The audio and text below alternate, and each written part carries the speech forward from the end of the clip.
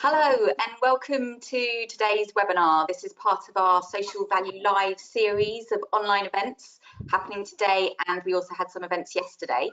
I'm Chloe McCulloch, I'm Editorial Director at Assemble Media Group, and this webinar is titled Getting Started, Embedding Social Value Pre-Construction.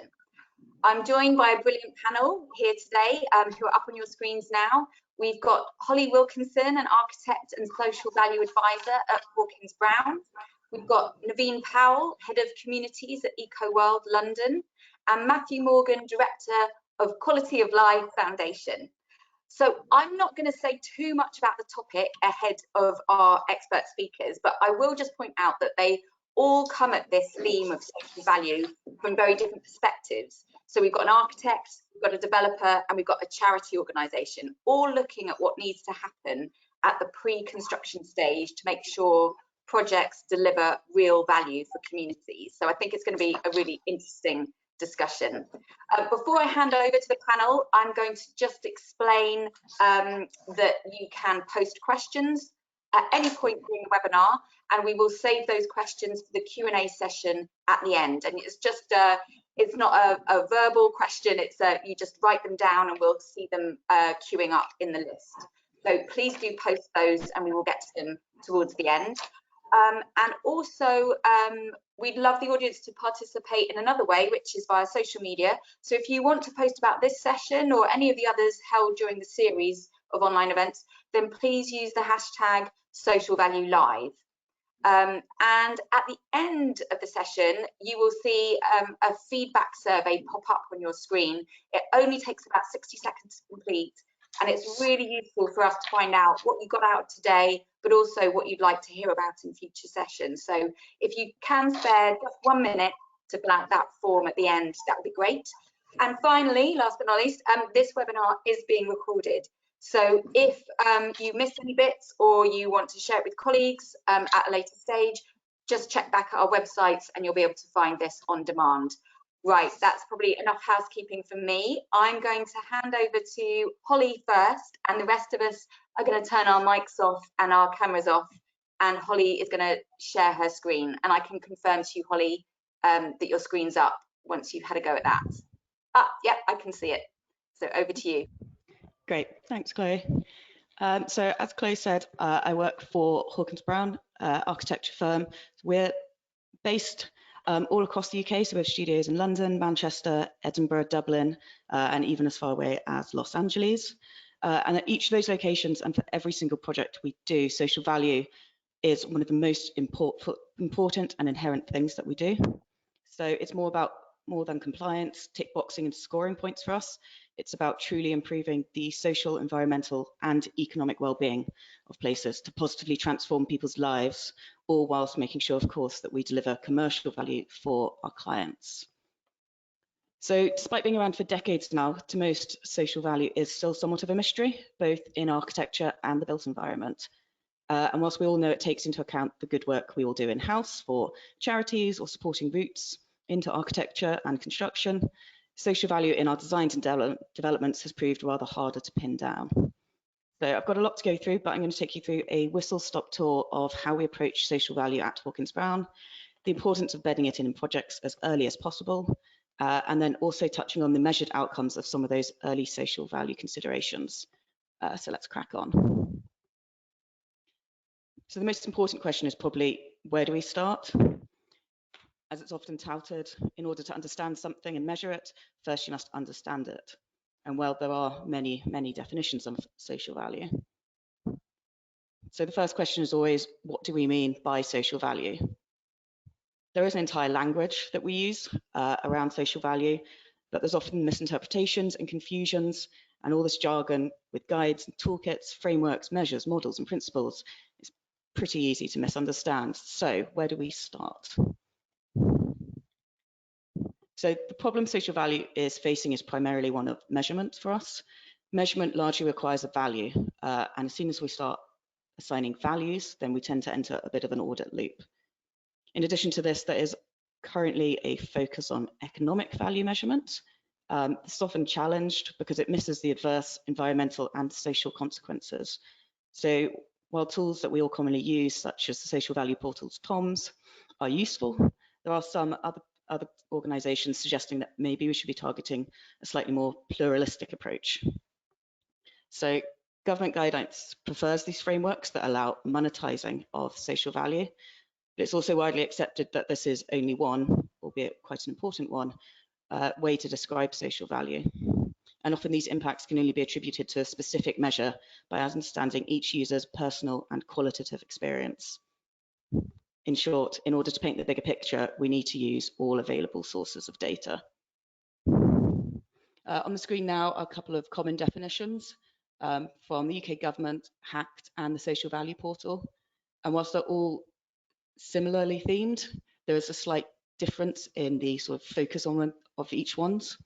The most important one is to make sure that the measurement is happening over and above what would have happened anyway, which is particularly hard to measure as it requires a baseline of any actions taking place. So onto the metrics themselves. So as architects, we know that the physical shape of the built environment has a tremendous effect on human behaviour. And architecture is inherently social. It expresses, forms and supports social relationships across the world. So the buildings we design have a transformative consequence on people's lives.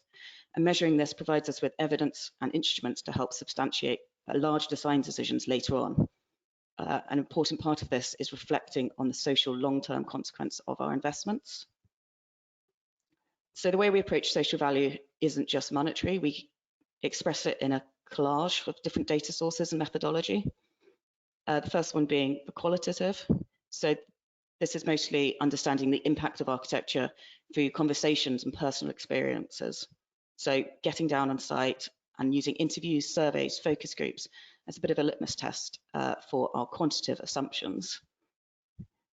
So the quantitative data, the numbers matter, there's no doubt about that. And it's important to show the scale of what we do, not just in current projects, but also going forwards to future projects to help demonstrate the value that can be added.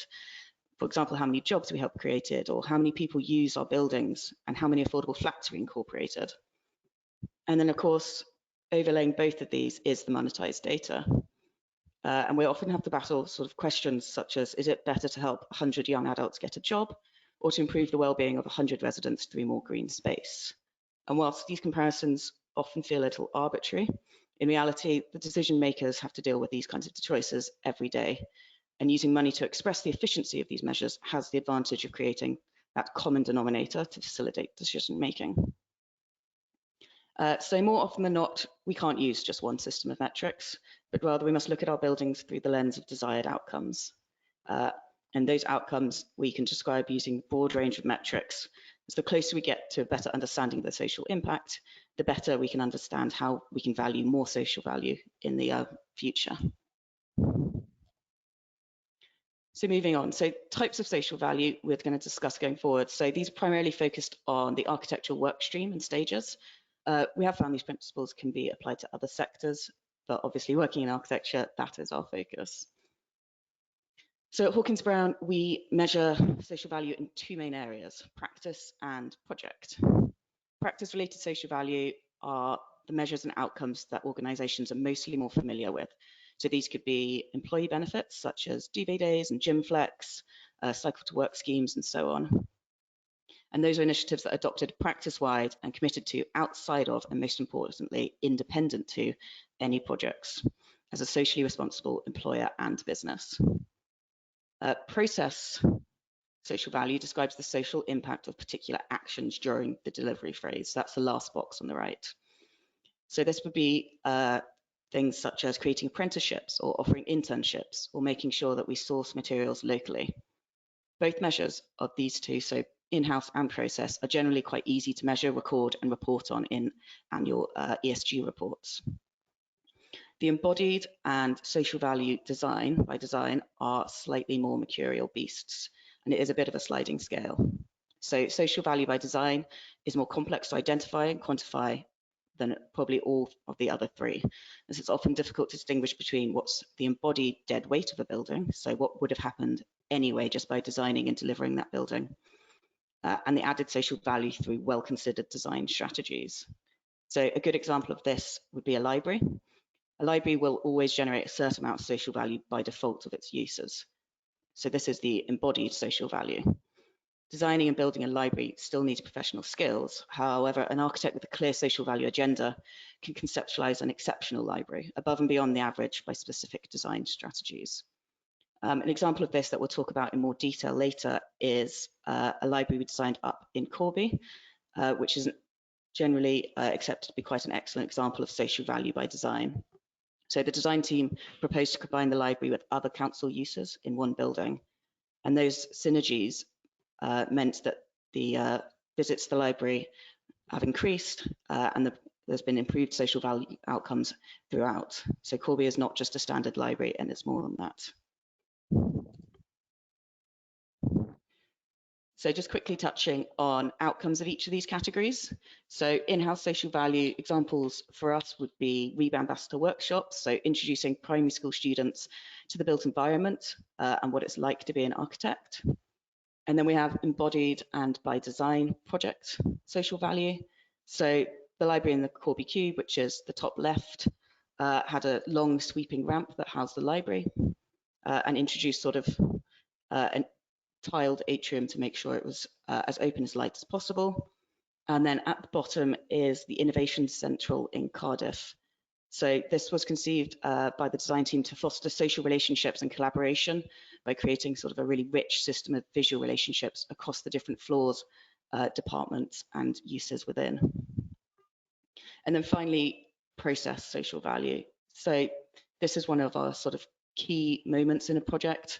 The consultation with the local community and how that can inform the design and create transparency, both for the community themselves, but also for us to understand, really understand what the local context is. So moving on to social value creation in the project lifecycle. So it's important to embed it from the outset, and the importance of this cannot be sort of understated. As designers, we need to understand at which stage of the project cycle we can influence social value outcomes, as well as which stage is the most effective place to input these social values. So looking at the standard REBA work stages from 0 through to 7, there are multiple opportunities that we found to implement social value during the lifespan of a project. Naturally, the heavy lifting all starts at the outset, and it's important to create the right base conditions and enshrine agreed targets as well as KPIs. However, design is very rarely a linear path, so making sure that we stay flexible during the delivery or the evaluation after completion is as crucial as those early decisions. We're aware that social value is often considered an add-on, or sometimes targets can be very, incredibly overly ambitious at the beginning of a project.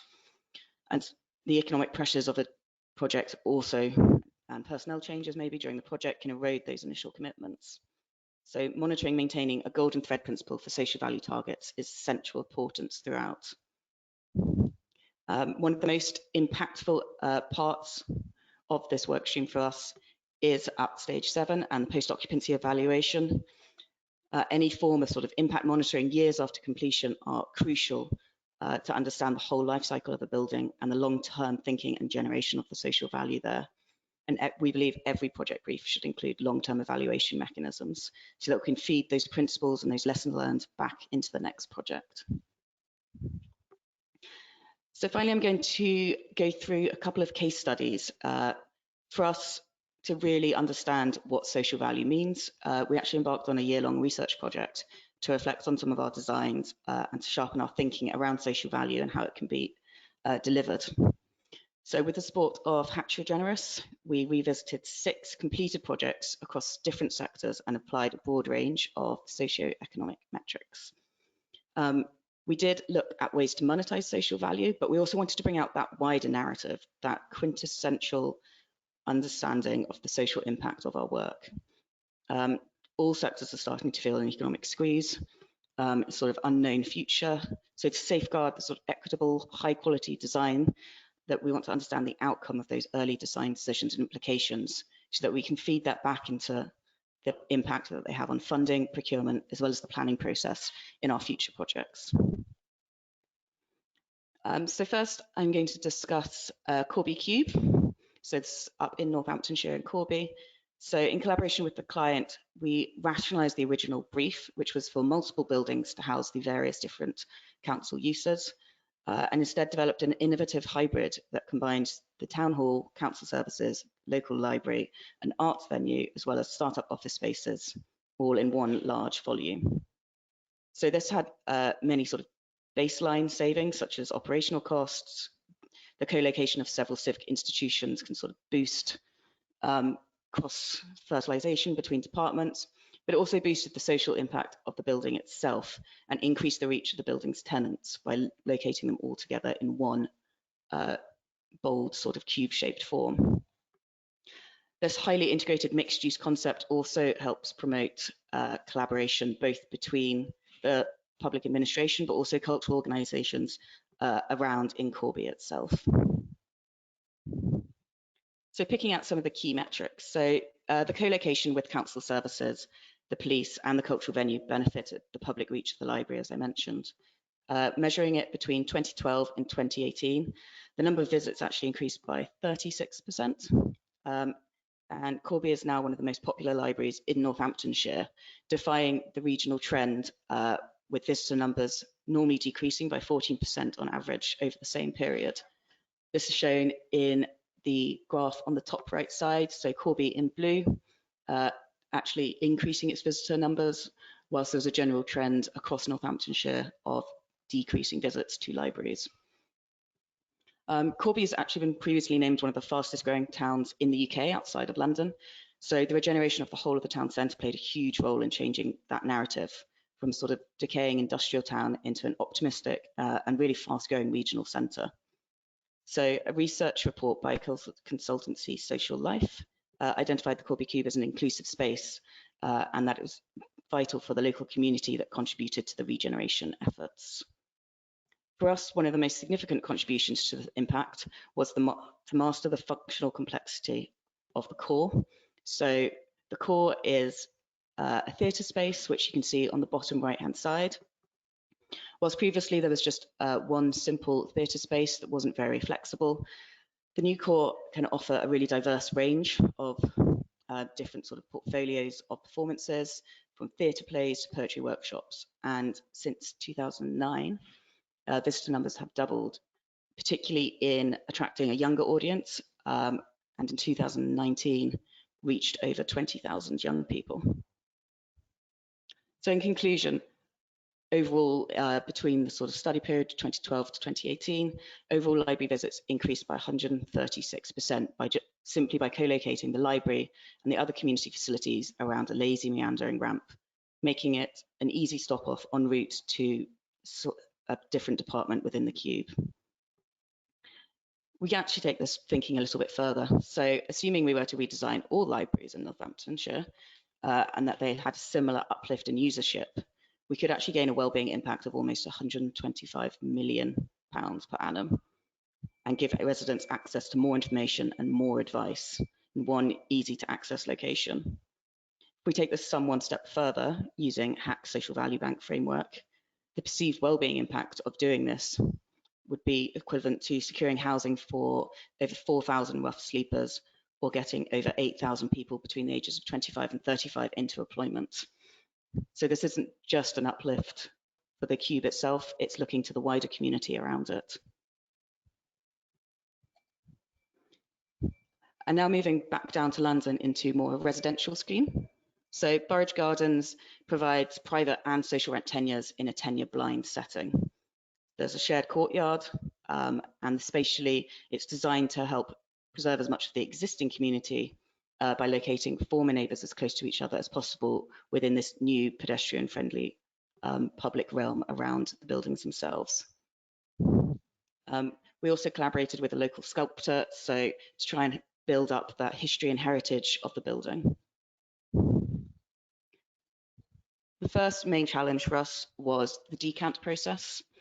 So the client Peabody wanted to rehouse the vulnerable elderly residents, but also avoid excessive stress whilst preserving the existing close-knit community that's already been established on the site. So part of this was to provide consultations around that decant process and making sure that we kept residents informed using a whole host of different visualization techniques to really help them understand what was coming forward. So using videos and drawings, as well as physical accessible models.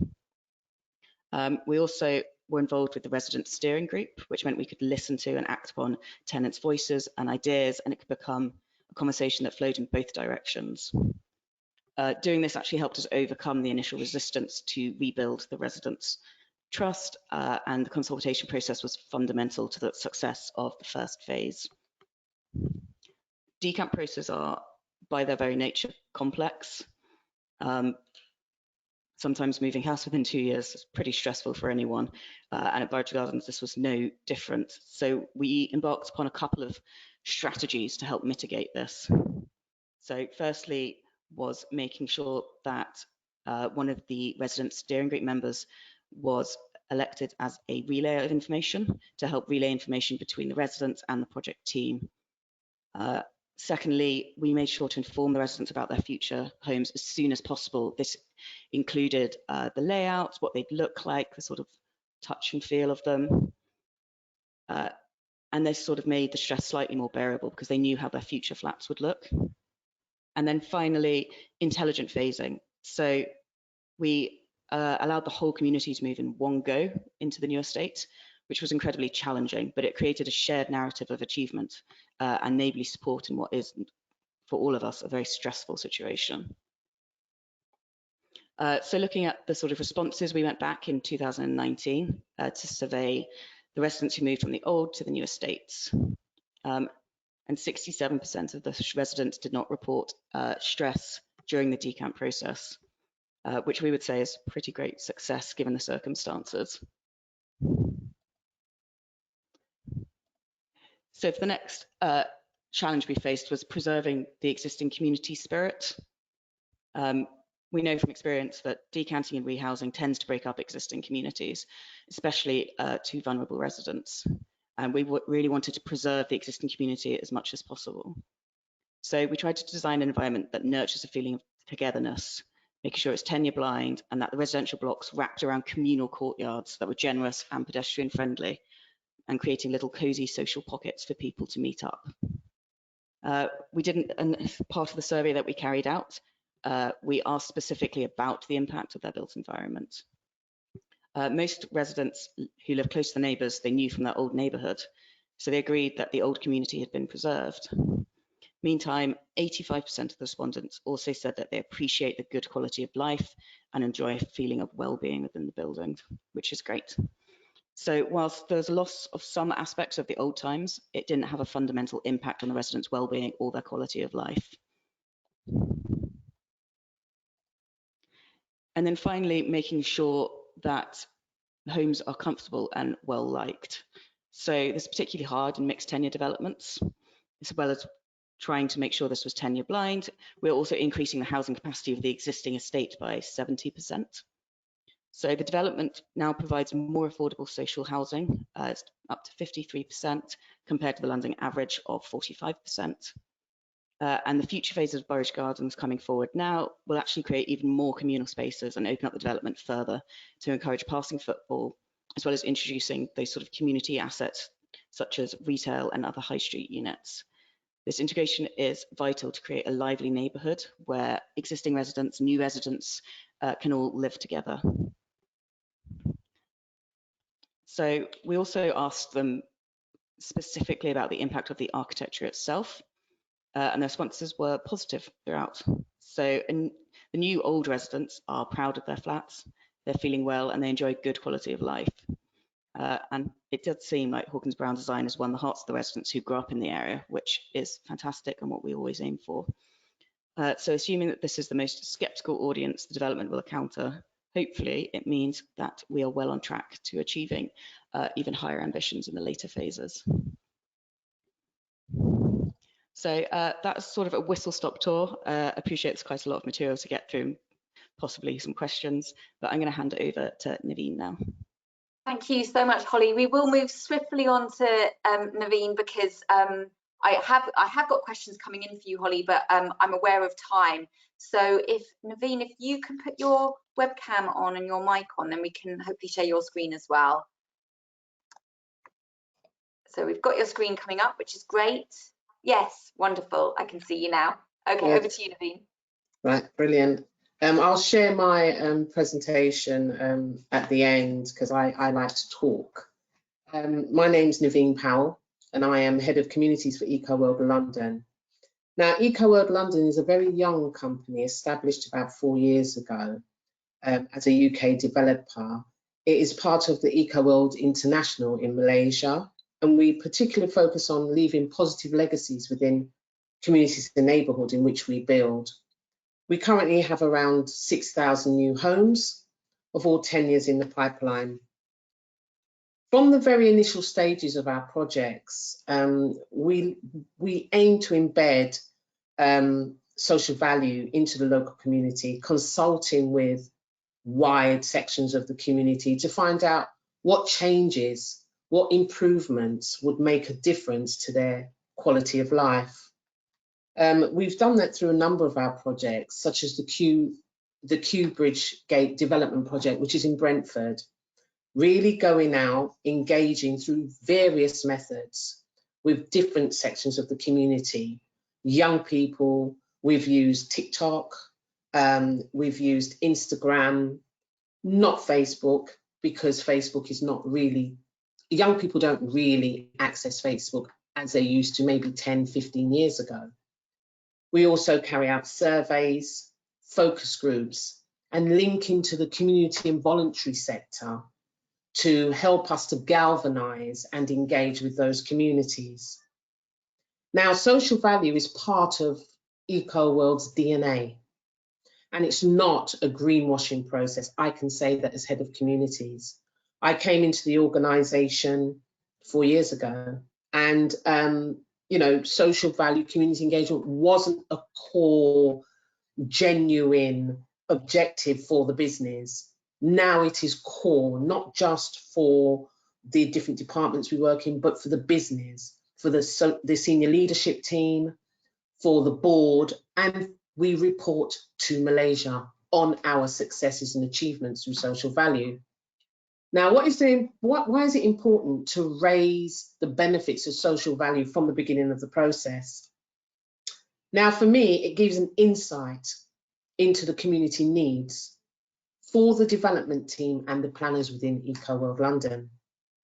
Some of the staff were not fully aware of the social issues and the benefits of what we do and how we deliver our products can have on local communities. It's not just about meeting our KPIs, but fulfilling the values and ethos of EcoWorld London. We thrive on corporate social responsibility. We thrive on leaving a legacy in communities. We have a volunteering program for staff right across the business. And they participate and are solely committed to get involved with local organisations, helping to support them, helping to deliver their projects on a yearly basis. We've now rolled out that volunteering programme to our residents and new residents within the community, providing them with information of how they can get involved in their communities and spend time and commit quality time to help local organisations. We support and work with organisations to improve their services that they provide to residents within that area. So, for example, we've worked with Age UK and helped them to deliver specific events for the young people. We've worked with a number of homeless charities, not just by donating, which is key because a number of our contractors on our sites have also been galvanised to donate to the homeless charities, but we go in and we help serving food, providing CV writing for some of the homeless people, employment and interviewing skills for them as well. We've also helped local hospitals. We know at the moment, in particular with the COVID pandemic, that there has been a lot of cuts and a lot of demand placed on the NHS. So we've gone in and we've helped children's wards where they need decorations to the wards. and also donated a number of items to them as well. So for us, getting in at the early stages of the process and engaging and defining what our social value objectives are from the planning process is essential. What is also important is building relationships, and it's building relationships not just with the community, but also with the council and also with housing association and other partners. It's essential to build those positive working relationships because it helps us to align our objectives and their objectives, see where the commonalities are, how we can support the council, how we can support local housing associations with them meeting their key objectives. As a developer, because I come from the public sector really, I've had over 20 odd years of experience in the public sector.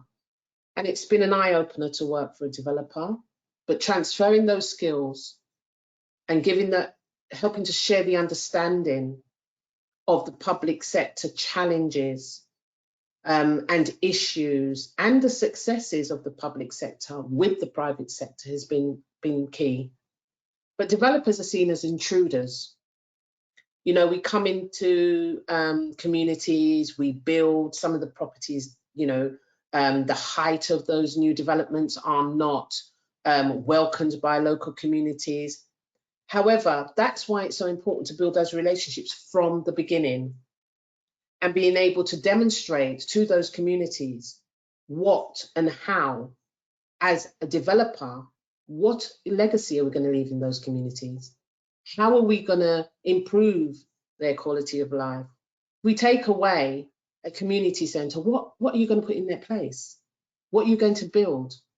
How are you going to be able to assist us in combating some of those issues that we have? So from the beginning of the process, it's important to be able to align yourself and build those relationships with key partners. Carrying out community insight and due diligence from the start of the process, for me, is essential. Now, we have a land acquisition team, and it's, you know, they go out, they look for land, and, you know, they will see some real potential in some areas. But for me, it's about, well, is there any historical conflict around that land? Have we really got under the skin to find out if there are any concerns with the local neighbourhood about that piece of land? It could be 5, 10, 15 years ago, but we need to be aware of those so that we know we are ready and prepared to be able to deal with any conflict, challenges or issues about that. Learning more about the community issues and their concerns. So for example, learning more about in an area if there is high employment, increasing unemployment, how are we as a developer going to help or work with other organisations to reduce those, or put in place any structures that can help local people access employment and training. Around food poverty, we know that, you know, right across the world, and in particular here as well, because we are here, around the cost of living crisis. What can we do as a developer to work with organisations to alleviate some of that anxiety around that? Homelessness, and also antisocial behaviour and crime concerns, safety for women and young girls, you know, domestic violence issues. You know, so we need to be able to use community insight to be able to get under the skin, find out what the issues are, and also to look at the demographics in that area. Different boroughs have different demographics, as we know, and different groups of communities face challenges that others don't. And it's, you know, right across the industry. And when I say industry, I'm saying it as a wide context, and I'm talking about public sector, private sector. Collecting data is an ongoing debate. How do you collect the data? Where is the data stored? How do you use that data? Does that data make sense? Are you going to use that data effectively? And be able to refer to that data to get a general understanding of the concerns and needs and target the services that need to be targeted to the demographic that has been highlighted as an area, or as a demographic that needs support and needs. Early engagement is very, very important. And the representation of staff, the diverse representation of staff for me is something that has to be challenged. As I said before, developers are seen as intruders. And going into communities, you have to have the representation that mirrors that community to be able to build up trust, transparency, and honesty between the community and developers. We have planners that go out, you know, development teams that go out and talk to the community about, you know, the 15, 20, 30-story building that's going to take up, you know, we're going to have about 400 or 500 houses maybe across a number of years. But when the representation from the developer is standing in front of the community wants to be able to have that feel, have that trust, and know that we are thinking about their interests. So the diversity of the developer has to be true to meet the needs and the mirror the communities that they are serving. Working with diverse communities in the voluntary sector is important, very important, and we have to be able to engage with the voluntary sector from the beginning of the process, building up and identifying the voluntary sector, because the voluntary sector is key. The voluntary sector provides services, grassroots services to our residents that maybe we don't understand. So building up that rapport, building up the relationship and supporting the community and voluntary sector from a developer's perspective is what we do as Eco World London. So, for example, we've linked into the Voluntary Service Council. We've given talks to a wide range of community organisations within specific boroughs. They have stood side by side with us when we are going out and consulting with groups to, and the reason for that is that they want to be part of the process. They want to galvanise their third sector organisations, who in turn will galvanise the community to have an input into the whole consultation process. Now, we know traditionally that we target specific groups. It's the same groups that come out each and every time to air their views and concerns about any developer or development. We have to think out of the box. We have to come out of our comfort zone and engage with those communities that we find it difficult to engage with. It's important that we do that. We need to utilise and work with organisations that can help us to do that. Otherwise, we can face conflict. We also, at the early stage, we aim, I mean, it's quite new at the moment because I'm now coming at the front end and really learning a lot about the planning and the development process, but we identify budgets within the appraisal stage. And that is looking at where we are going to apply social value across specific themes and budgeting for that from the appraisal stage. Because if that isn't done, we're chasing our tail. We're running around with a begging bowl through the delivery stage and say, oh, we need to do this, we need to do that. No, we budget from the appraisal stage. It's important to listen to concerns. You can hear, everybody can hear, but we listen to the concerns. And it's not always that we can meet the needs of the communities, but we need to be honest and transparent. And that is what we do. We're honest and transparent, and we will go back to the community and we will let the community know why we cannot do something, why we cannot fulfill some of their needs, why we cannot change the plans in the way that they want us to change the plans, but we can look at how we can get them involved in placemaking, in the meanwhile use of that development, in the open space. How can they help us with the co-design of that open space? How can we leave a legacy in that community? So there is always a compromise when you are listening and understanding the concerns of the communities. And as I said, we target specific sections of the community to ensure that there is equality as well in the work that we do. Now, I'm going to aim to share some of a slide.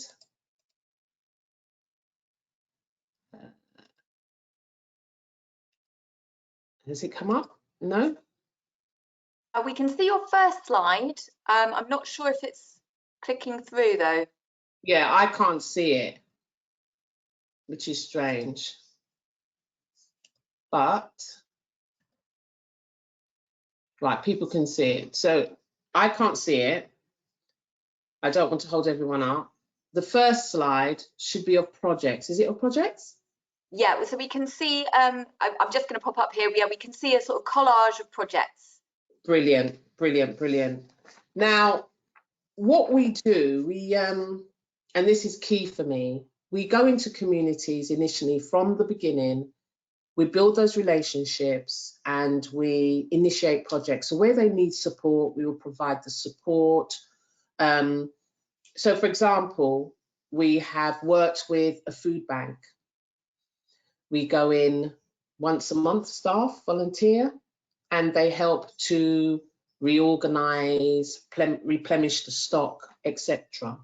However, on top of that, we contribute £200 a month for fresh fruit and vegetables to the food bank. Now, why fresh fruit and veg? You want, you know, tins, etc. No, we thrive on health and well-being. So what we've done is we have aligned ourselves, working in partnership with a local stallholder, because we also believe in supporting SMEs and local businesses. So I have commissioned a stallholder to provide us with the fresh fruit and vegetables every month for the next 2 years to the food bank. That helps the SME, the local business, it helps the food bank, and it helps the recipients of the food bank. As I said previously, we've also decorated the children's ward. We've helped Open Kitchen, which is a homeless charity. We've gone out at night and we've helped to deliver food, hot food, to people that are homeless people on the streets. We've provided sleeping bags, toiletries. So we support local charities from the beginning, and it's not because we want, oh yes, we want to win that, you know, get the planning permission. No, it's because we know already where the needs are through everything else that I have said at the beginning of my presentation. And being able to help those communities is something that's very dear to our hearts at Eco World London. Now I have another slide, which I obviously is not working for me at the moment, but I haven't touched on employment and training. Now, one of my schemes have launched a pre-employment training program and working with an external employment and training provider, and it's called pre-employment training. What we've done, we reach out to local residents that are interested in development and construction occupations, and I'm not talking about just trades, I'm talking about quantity surveyors, site managers, technical design. And it has been very, very successful, with over, just on one project, with over 83 residents completing a 2-week construction course, with over 100 attending work placement and not actually going, some of them not actually going through the pre-employment. So there's a 2-week training program that we have on site. And over 38 residents have gained jobs within EcoWorld London and other contractors and other sectors. We've had over 226 qualifications that have been delivered to date. Some haven't gone through the entire programme, but some have gained their qualification to move on to somewhere else.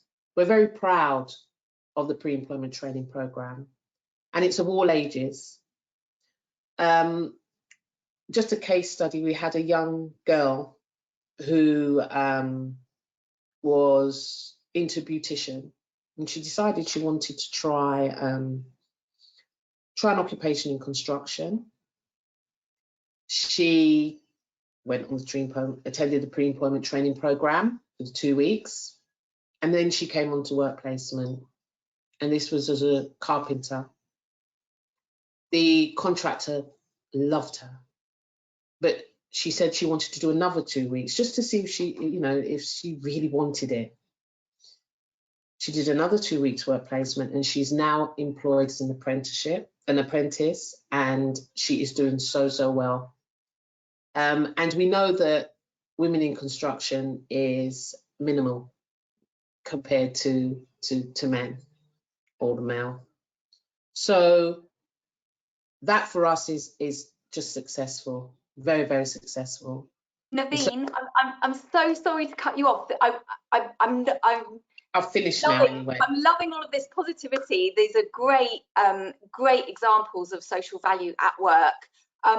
I just don't want to miss out on our final presentation. Yes. Is it possible if we could move on to Matthew, and then if we've got a couple of minutes, I'm going to come back to some of these really positive things that are coming out of your projects. Is that okay? Yes, no worries, no worries. I'm sorry to cut you off. There's just so much to pack into an hour. So I'm going to ask if Matthew can turn his camera on and share his screen, if that's possible. Brilliant. Matthew, you're up, and are you able to share your screen? Wonderful. And I'm just checking that your mic is working. I'm speaking now. Can you hear me? Wonderful. Over to you.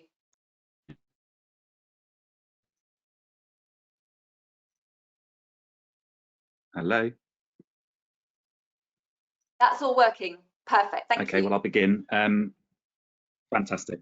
I'll give you a whistle-stop view of what we're up to with the Quality of Life Foundation, and we take a long-term view of the housing system because we think that there's too much short-termism in both industry and government. We are a charity, but we also have a trading subsidiary, so we do research and then we deliver services to try to bring more accountability and highlight best practice. We take a view of social practice, social value comes from some UK GBC work that we put into, which looks at the context of the built environment and its improvement of the quality of life of people. We have done various reports and research that point to the way in which the lived and built people's lived experience is affected by the built environment and the lives that they lead through their homes and neighbourhoods. We've just published an evidence review which you can read at our website, which is colf.org. And we're currently engaged in a number of other research projects, which include a community consultation project funded by UK Research and Innovation with the Universities of Reading, Edinburgh, Cardiff and Ulster, which is seeking to create a code of conduct for community consultation. We're looking at the intersection between social and environmental sustainability with DRMM and Edinburgh Napier University on timber buildings. We've just hosted a roundtable with Landsec and a fantastic group of people to see if we can look at creating KPIs around health and well-being and quality of life. And we just won the Davidson Prize with a project all about co-living for rural locations, because quality of life is not just an urban problem, it's a suburban and rural problem too. And then we're producing policy and recommendations for the years to come. We created a framework in collaboration with Embedding, and this defines what we think is important to people, from their sense of influence or control to their health within their homes and the neighbourhoods, their access to nature, that sense of wonder that you get from places that bring a sense of identity or play, the way that people move about, and a sense of belonging that you gain through local services and the community infrastructure that's so important to people. We have created a number of services that start off at pre-planning, very early stages, with mapping, an exercise that we're currently carrying out with Harlow and Gilston Garden Town, funded by the Department for Levelling Up. And it takes a map-based and hybrid, so digital and face-to-face, view of gathering social data for mapping social value, and looks at quantitative and qualitative data, and it's all evidence-based, so it's actually born out of the CC-Qual project that we've been running with the universities. We run a series of consultancy services, which I'll leave for now. We're conducting training for local authorities because we think it's important to equip them with the knowledge and skills that they need to take a more high health and well-being approach. And we've got a post-occupancy evaluation survey called Resident Review that we have been piloting over the last couple of years, and that we're now running with Urban and Civic, Countryside and Clarion. And harking back to the Hawkins and Brown work, it very much seeks to create the learning for the industry to be able to apply good practice to places across the country. A few things to point out, probably obvious to a lot of you, but it's worth reiterating, and that's to include different voices online and face-to-face. We're running a big digital project, but always face-to-face has to remain a component, and we really need to include all of those people whose lives are affected, but who might not necessarily speak up from the start. Combine qualitative and quantitative data, or qualitative and qualitative, and do that in a way that's understandable. Localize and visualize through maps. Social value only really comes alive when it becomes context specific and around either a project or a place. And finally, try to benchmark within a portfolio and across the industry. So I'd applaud anyone looking to measure the success of their places, but try to do it always within with the rest of the industry in mind, so that you can then get a sense of where you sit within broader context. That's it from me, really. I wanted to leave some time for discussion. These are the people we work with, and thank you. If you want to know any more, then do contact. Brilliant. Thank you so much, Matthew. I'm going to invite the whole panel to come back together, and Matthew, I think your screen is still showing, so you might want to. That's perfect. Okay, so I'm going to invite Naveen and Holly back in. Obviously, we got 3 different perspectives, but there's a lot of overlap there around what you're talking around. It's really interesting. I think might just go back to Matthew a bit in terms of where, as a charity organisation, you do a lot of research, but you're also getting involved quite practically, aren't you? And that sense of advising local authorities around how they can get the best out of social value. Do you see the public sector and the private sector working well on social value at the moment? Do you think there's room for improvement? I think there's definitely an understanding on everyone's part that social value has to be fundamental to any work going forward. The challenge I think we've had up to now is that just confusion about how to measure it, and also what we're measuring in terms of the pounds and pence metrics that can often leave local communities feeling excluded from the process. So I think what we would advocate is always trying to bring it back to those individuals and those communities and what it is they value, what it is they need, and what it is they fear. And if you focus on those three things and set that up as a with them as the kind of measures of success, then potentially by the time you've created whatever it is you want to create, then you'll have done it in a way that involves them and empowers them and hopefully brings them along on the journey.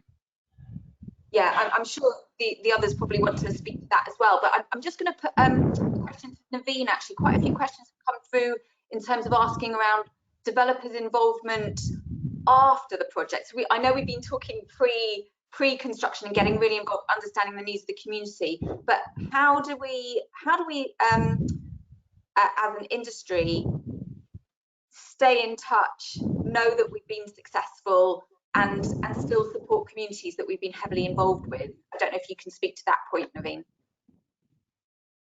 Oh, sorry, you're just muted. I think you just need to click on your mic. Yeah, we're working on that now, and how we can look at the longevity of working with communities after we finish the development. We have a resident engagement, a resident experience team that works with the home occupiers, and the people that move into the properties, and we're looking at how we work with them to put together some form of strategic procedure of how we can work towards that. We're going back in with surveys to find out, you know, how people feel about the development after a number of years, and also we're looking at having a budget, at least some pot of money that we can go back and still do more work with those communities. So it's in progress. Yeah, no, that sounds really positive. I'm just going to come to Holly. There was a question around, I think your point, Matthew, around social value really comes alive when you put it in a specific context. I really liked Holly's case study of the cube, and that was in Corby, I think, is that right? Someone's asking around how you collected data around that, and whether you were looking at, when you did collect data, whether you were looking at issues around diversity, when you were looking at employment opportunities that came up through that project. I mean, it's quite a specific question, but I suppose the general point of that is how you collate the data, and how do you decide what is useful data when you're looking at social value through a project? So for the Corby Cube specifically, so we worked with Hatch Regeneris, who are sort of experts in this field. And then data was collected on the ground through surveys and engagement workshops, focusing on the sort of specific socio-economic metrics that we're trying to capture. And then that was also repeated with employees in the various different departments within the councils itself as well. I'd say across all projects, it's really important to reflect. Both Naveen and Matthew have touched on this as well, but that sort of post-occupancy evaluation is crucial for understanding the impacts of what we're doing, but also to evidence the outcomes for future projects, to show that that value that we say we can deliver is being delivered, and it's worth the investment, and it's worth taking the time to get right. As far as the diversity question goes, I'd have to look back at my notes, but we could definitely look into if that was specifically picked up. I would imagine it was. It's quite a vast set of data that was collected. I'm sure there's a lot to unpack there. We are very close to the end, so I'm just going to round off with a pretty good question that came in actually around, obviously everybody probably logging into this webinar is pretty committed to social value and wants to find out how to do it properly. But what happens when you come across blockers, people or organizations that just don't get it? What is your, and this is the good question, what is the single argument that will convince them to take social value seriously? And do you have those discussions at the pre-construction stage? I'm just going to end off with a quick pithy sentence from each of you on that, if that's okay. Can I start with you, Matthew? I'm going to put you on the spot. How do you convince someone who isn't convinced around social value? I guess it's moving it from it being socially, environmentally and financially sustainable to it being environmentally, socially and financially valuable. Places that look to the health of their people and the planet are they're worth more, and they're worth more to the local people, and they're worth more to the investors, and they're worth more to those people who are going to buy them. So it's just worth doing. Excellent. Naveen, can I come to you on that point? My single sentence is about leaving benefits for the local people and investing in local people. Lovely, thank you. And Holly, last word to you.